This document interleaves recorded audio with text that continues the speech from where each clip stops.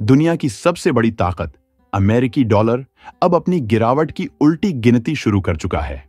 जिस डॉलर पर पूरी दुनिया ने भरोसा किया, वही अब टूटने की तरफ बढ़ रहा है। दशकों तक जिस करेंसी ने पूरी दुनिया को अपने इशारों पर नचाया, वही अब कगार पर खड़ा है। और जब यह गिरेगा, तो सिर्फ अमेरिका ही नहीं, बल्कि हर घर, हर जेब और हर देश इसकी चपेट में आएगा। सवाल साफ है, क्या भारत इस तूफान के लिए तैयार है, या हम सबको इसकी मार झेलनी पड़ेगी? दुनिया के कई देश अब डॉलर पर निर्भर रहना छोड़ चुके हैं। पहले हर अंतर्राष्ट्रीय सौदा डॉलर में होता था, चाहे तेल खरीदना हो या मोबाइल फोन बेचना। लेकिन अब देश सीधे अपनी करेंसी में ट्रेड कर रहे हैं। इसे कहते हैं डी-डॉलराइजेशन। सबसे बड़ा उदाहरण है चीन, दुनिया का सबसे बड़ा एक्सपोर्टर। और चीन अब अपने 30% से ज्यादा सौदे अपनी करेंसी युआन में कर रहा है। सोचिए, 10 साल पहले सिर्फ 1% अंतर्राष्ट्रीय लेन देन युआन में होते थे, और आज 50% से ज्यादा। यानी अमेरिका की कुर्सी खिसक चुकी है। अब सवाल है, अगर भारत को भी कल को मजबूरी में डॉलर छोड़ना पड़ा तो क्या होगा? रुपया क्या उस दबाव को झेल पाएगा? यह सिर्फ बाहर का नहीं, अंदर से भी अमेरिका हिल रहा है। लगातार ट्रेड वॉर, टैरिफ और बेहिसाब सरकारी खर्च ने डॉलर को कमजोर कर दिया है। 2025 की पहली छमाही में ही डॉलर इंडेक्स 11% गिर चुका है, और यह गिरावट 1973 के बाद सबसे बड़ी है। तब ब्रेटन वुड्स सिस्टम टूटा था। अब सोचिए, अगर डॉलर ऐसे ही गिरता रहा तो भारत पर क्या असर होगा? भारत का ज्यादातर आयात, कच्चा तेल, गैस, इलेक्ट्रॉनिक्स सब डॉलर में खरीदे जाते हैं। डॉलर गिरने का मतलब है कि हमारे लिए इंपोर्ट महंगे हो जाएंगे। इसका असर सीधा आपकी जेब पर पड़ेगा। पेट्रोल, डीजल, मोबाइल, दवाइयां, सब कुछ महंगा। अब दुनिया अमेरिका पर भरोसा खोने लगी है। निवेशकों को लगने लगा है कि अमेरिकी सरकार अस्थिर हो चुकी है। आर्थिक आंकड़े समय पर सामने नहीं आते, और बेरोजगारी तथा महंगाई के डेटा पर भरोसा करना मुश्किल हो गया है। सोचिए, अगर अमेरिका जैसा बड़ा देश अपने ही आंकड़े छुपाए या देर से जारी करे, तो दुनिया के निवेशक किस पर विश्वास करेंगे? यही वजह है कि अब देश अमेरिकी बॉन्ड बेचकर तेजी से सोना खरीदने लगे हैं। 2025 में डॉलर की स्थिति तेजी से कमजोर होती दिखाई दे रही है।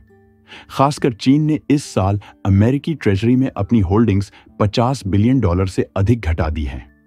ये 15 साल का सबसे बड़ा कटौती है, और ये साफ बताता है कि दुनिया अब डॉलर से दूर हो रही है। 2008 की मंदी से पहले तक पूरी दुनिया के लिए डॉलर और अमेरिकी बॉन्ड सबसे सुरक्षित निवेश माने जाते थे। हर देश अपनी सेविंग्स का बड़ा हिस्सा अमेरिकी बॉन्ड में डालता था, क्योंकि सबको लगता था कि अमेरिका कभी डगमगाएगा ही नहीं। लेकिन 2008 की वॉल स्ट्रीट क्रैश ने इस भरोसे की नींव हिला दी। दुनिया को पहली बार एहसास हुआ कि अमेरिका अपनी करेंसी का इस्तेमाल एक वैश्विक हथियार की तरह करता है। जब चाहे छापता है, जब चाहे इस्तेमाल करता है, और बाकी देशों की अर्थव्यवस्था को उसके फैसलों का खामियाजा भुगतना पड़ता है। तभी से धीरे धीरे रुख डॉलर से हटकर सोने की तरफ बढ़ा। सोना, जो हजारों सालों से वैल्यू का प्रतीक रहा है, एक बार फिर नए आर्थिक विश्वक्रम का सबसे बड़ा आधार बन गया। आज हालत यह है कि रूस, चीन और बाकी देश अमेरिकी बॉन्ड को धीरे धीरे बेच रहे हैं और उसके बदले सोना इकट्ठा कर रहे हैं। चीन ने अपने रिजर्व में इतना सोना जमा कर लिया है कि एक्सपर्ट मानते हैं उसके पास आधिकारिक आंकड़ों से कई गुना ज्यादा स्टॉक छिपा हुआ है। रूस ने भी गोल्ड रिजर्व को हथियार बना लिया है। भारत ने हाल के वर्षों में अपने गोल्ड रिजर्व बढ़ाए हैं। लेकिन सवाल यह है, क्या यह पर्याप्त है? क्योंकि अगर कल को डॉलर की असली गिरावट शुरू हो गई, तो वही देश सुपर पावर बनेंगे जिनके पास सोने के सबसे बड़े पहाड़ होंगे, और बाकी सब पीछे छूट जाएंगे। और इसी पृष्ठभूमि में अब एक और चौंकाने वाला फैसला आया है। भारतीय रिजर्व बैंक ने बैंकों को अनुमति दी है कि वे उन निर्माताओं को भी वर्किंग कैपिटल लोन दें जो सोने को रॉ मटेरियल की तरह इस्तेमाल करते हैं। जरा सोचिए, jewellery industry, electronics, medical devices, यहां तक कि स्पेस टेक्नोलॉजी जैसी इंडस्ट्रीज में सोना एक अहम हिस्सा है। अगर इन कंपनियों को अब सोने के आधार पर बैंक लोन मिलने लगे तो इसका असर सिर्फ इंडस्ट्री तक सीमित नहीं रहेगा, बल्कि भारत की पूरी आर्थिक रणनीति पर पड़ेगा। इसका मतलब यह है कि भारत सोने को सिर्फ एक रिजर्व एसेट के रूप में नहीं, बल्कि उत्पादन और तरक्की के इंजन के रूप में देखना शुरू कर चुका है।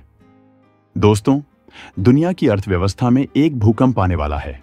चीन का युआन अब सिर्फ एशिया की करेंसी नहीं, बल्कि ग्लोबल पावर की नई पहचान बन चुका है। ब्लूमबर्ग की ताजा रिपोर्ट बताती है कि युआन का ट्रेडिंग वॉल्यूम $817 बिलियन प्रतिदिन तक पहुंच चुका है। यानी यह अब ब्रिटिश पाउंड को पीछे छोड़कर चौथी सबसे बड़ी करेंसी बनने की कगार पर है। यह कोई मामूली आंकड़ा नहीं, बल्कि आने वाले आर्थिक युद्ध का अलार्म है। सोचिए, सदियों तक दुनिया जिस डॉलर और पाउंड पर टिकी रही, अब वही ताकत युआन छीनने की ओर बढ़ रहा है। 2025 में ही अमेरिका का फेडरल डेफिसिट $2 ट्रिलियन तक पहुंच गया है। मतलब जितनी कमाई है उससे कहीं ज्यादा खर्च। ट्रंप सरकार नए नए टैरिफ लगा रही है, लेकिन उससे जो टैक्स आता है वो सब्सिडी और बेलआउट में चला जाता है। आपने वॉलमार्ट और टारगेट जैसी कंपनियों का नाम सुना होगा। ये सिर्फ दुकानों की चेन नहीं, बल्कि अमेरिका के बाजार की नब्ज हैं। अगर वॉलमार्ट और टारगेट में बिक्री घट रही है तो समझ लीजिए कि आम लोग खर्च करने से पीछे हट गए हैं। वॉलमार्ट का घाटा यह साफ दिखा देता है कि अमेरिका के सबसे बड़े उपभोक्ता बाजार में अब जेब खाली हो रही है। और जब बड़ी कंपनियां हिल जाती हैं तो छोटे दुकानदार और मध्यम व्यापारी तो पूरी तरह टूट जाते हैं। लेकिन कहानी यहीं पर खत्म नहीं होती। अब जरा सोचिए, इसका असर भारत पर क्यों पड़ने वाला है। असल में अमेरिका भारत का सबसे बड़ा व्यापारिक पार्टनर है।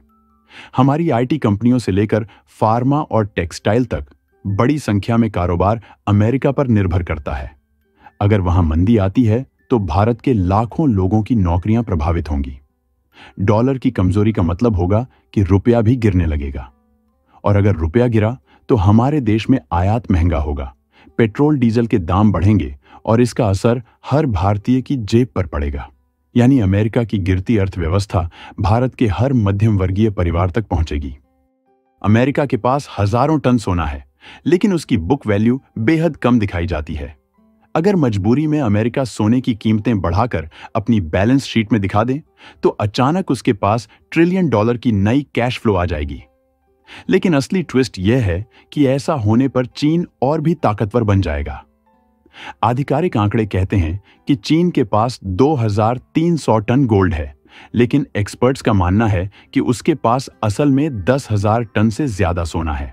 यानी अमेरिका का हर कदम चीन को और मजबूत कर देगा। जब पूरी दुनिया डॉलर से दूर जा रही है, चीन और रूस सोना जमा कर रहे हैं, तो सवाल उठता है कि भारत क्या कर रहा है। अगर भारत समय पर कदम नहीं उठाता तो भविष्य में महंगाई, आयात संकट और करेंसी प्रेशर हमारे लिए खतरा बन सकते हैं। क्या भारत को भी ब्रिक्स देशों की तरह अपनी करेंसी में ट्रेड बढ़ाना चाहिए? क्या भारत को डॉलर रिजर्व घटाकर ज्यादा सोना इकट्ठा करना चाहिए? और क्या भारत इस नए वर्ल्ड ऑर्डर में खुद को सुरक्षित रख पाएगा? आखिर में साफ है कि खेल अब बदल चुका है। डॉलर का दबदबा खत्म होने की शुरुआत हो चुकी है और अमेरिका अपने ही फैसलों से खुद को कमजोर कर रहा है। पूरी दुनिया अब नए सेंटर ऑफ पावर की तरफ बढ़ रही है। असली सवाल यही है कि भारत इस बदलाव का हिस्सा बनकर आगे बढ़ेगा या देर से कदम उठाकर नुकसान झेलेगा। यही आने वाले समय का सबसे बड़ा आर्थिक सवाल है और इसका जवाब आने वाले महीनों में पूरी दुनिया की दिशा तय करेगा। तो दोस्तों, मिलते हैं अगले वीडियो में। तब तक अपना ध्यान रखिए और इस वीडियो को देखने के लिए धन्यवाद।